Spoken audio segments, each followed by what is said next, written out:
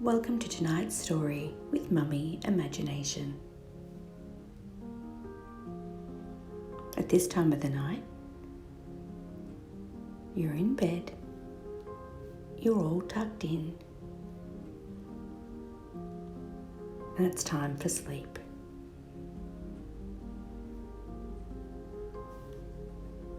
I want you to take a deep breath in and out again.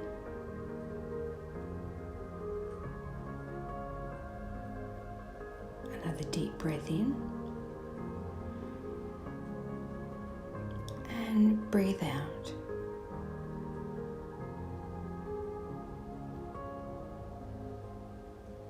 One more deep breath.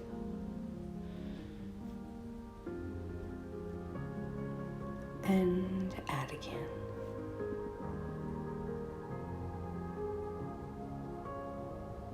It's time to get into your comfiest position.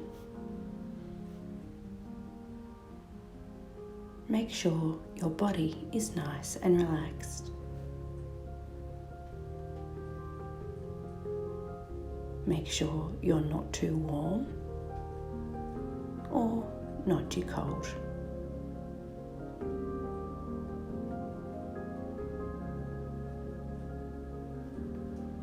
Let's make sure your pillow is in the right place.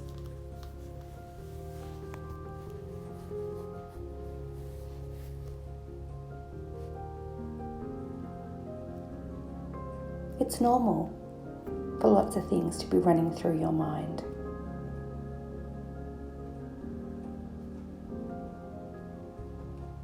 Every time a sneaky thought comes into your mind,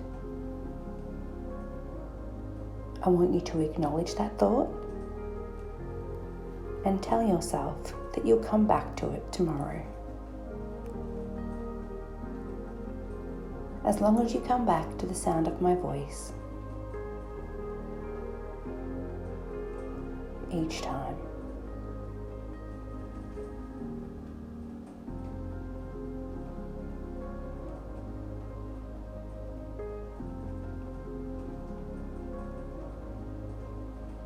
In your own time, I'd like you to close your eyes.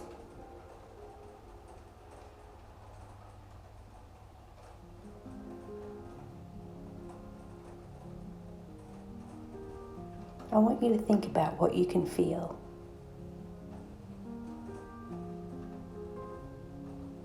Can you feel your pillow?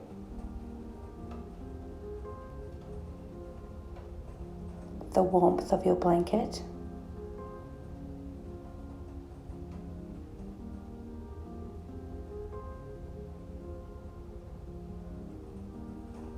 It's best while listening to this meditation that you're laying down.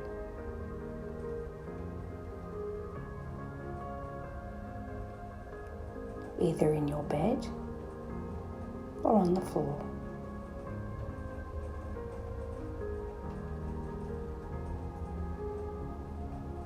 Now that you're nice and relaxed, it's time for our story. And tonight, we're reading Snow White. Let's begin.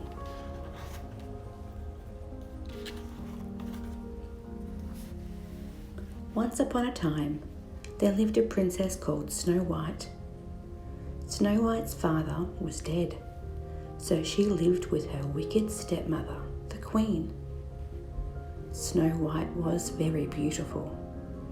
Her skin was as white as snow, her hair as black as ebony wood, and her lips were red as a rose.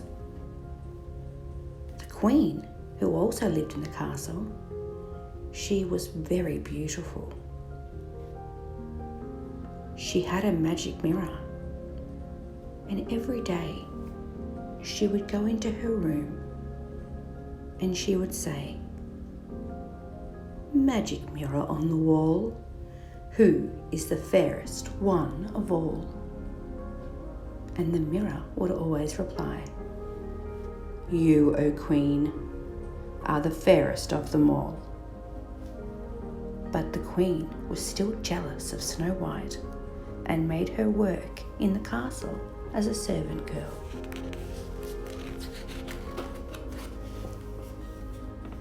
One day, after the Queen had spoken to her magic mirror, the mirror replied,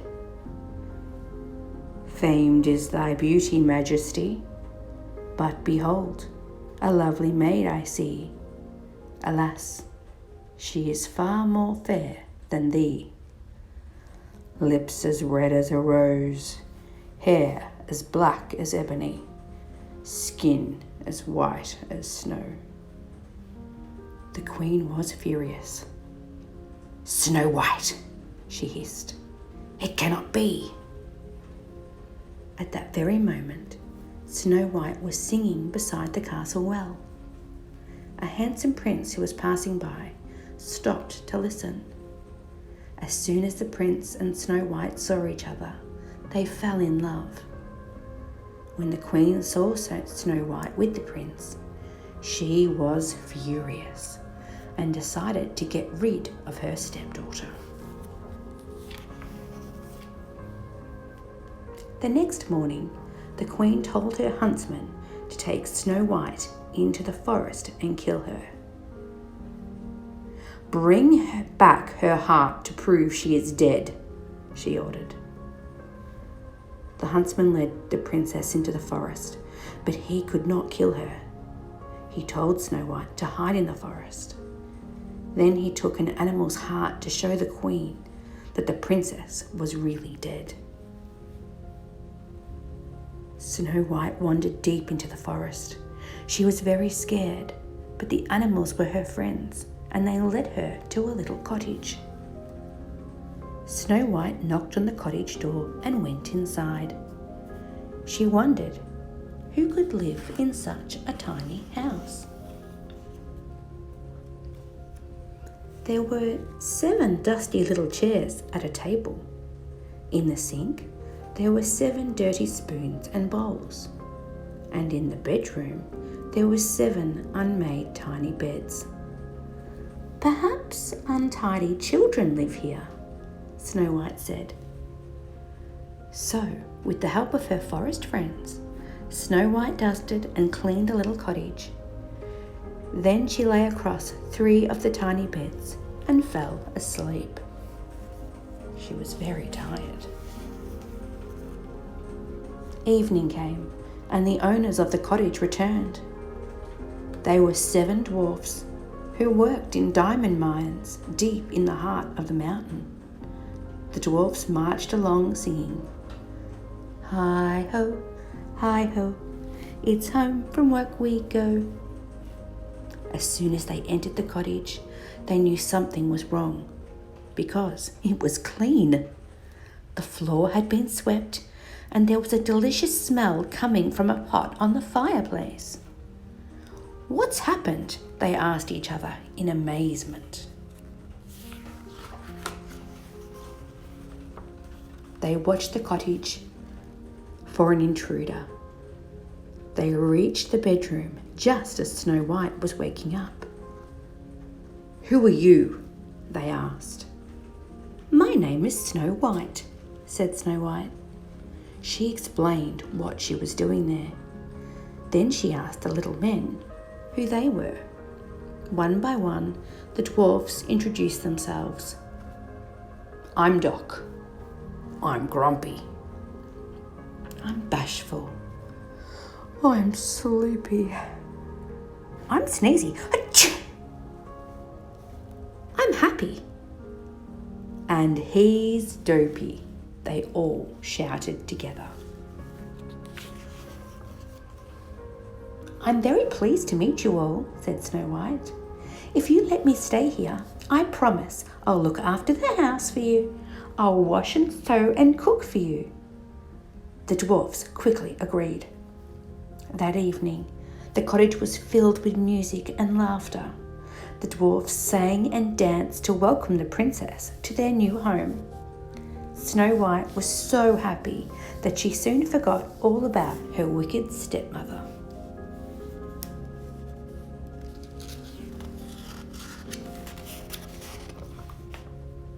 The very next day, after the dwarfs had left for work, the old peddler woman called on Snow White selling apples. "Try one, pretty maid," said the peddler, handing Snow White an apple. "One bite and all your dreams will come true." Snow White took one bite and fell to the floor. It looked like she was dead. "Now I'm the fairest in the land," cried the wicked queen before fleeing. Luckily, Snow White's forest friends had seen what just happened, and they went to get the 7 dwarfs from the diamond mines. As the dwarfs rushed towards the cottage, they spotted the queen running away. They chased her through the forest and up the mountain. It was raining very hard. She ran and they chased her. The wicked queen tried to roll a huge boulder on the dwarfs, but it rolled back and pushed her over the side of the mountain. She was never to be seen again. When the dwarfs returned to the cottage, they found Snow White lying on the floor, as if she were dead. They could not wake her, so they took her into the forest. They placed her on a special bed and kept watch over her every day.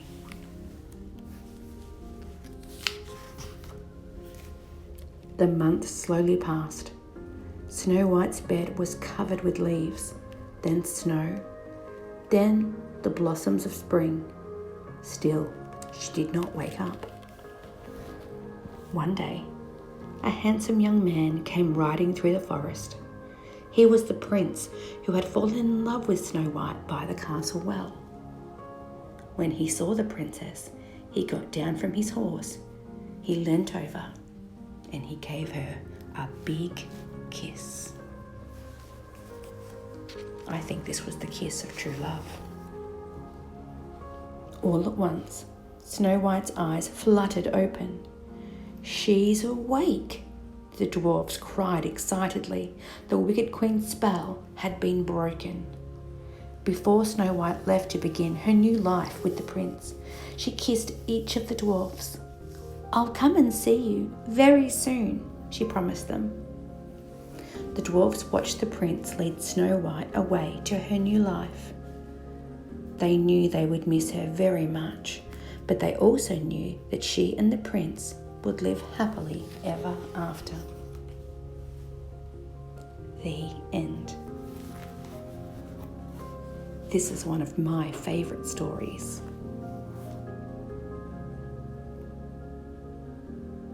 I hope it's one of your favourites too.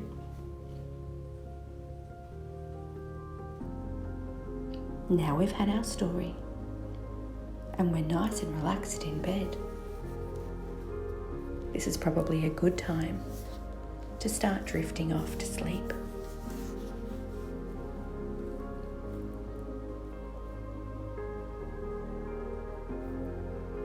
If you're still awake with me,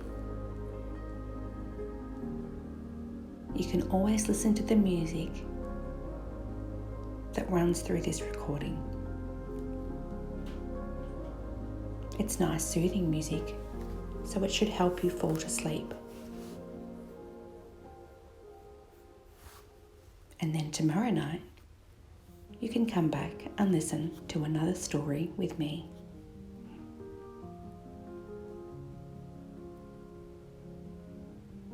You can choose one of the books,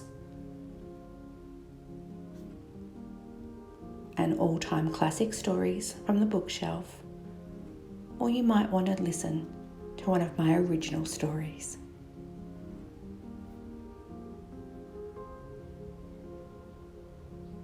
Either way, it's time to get some sleep. And I'll see you again tomorrow.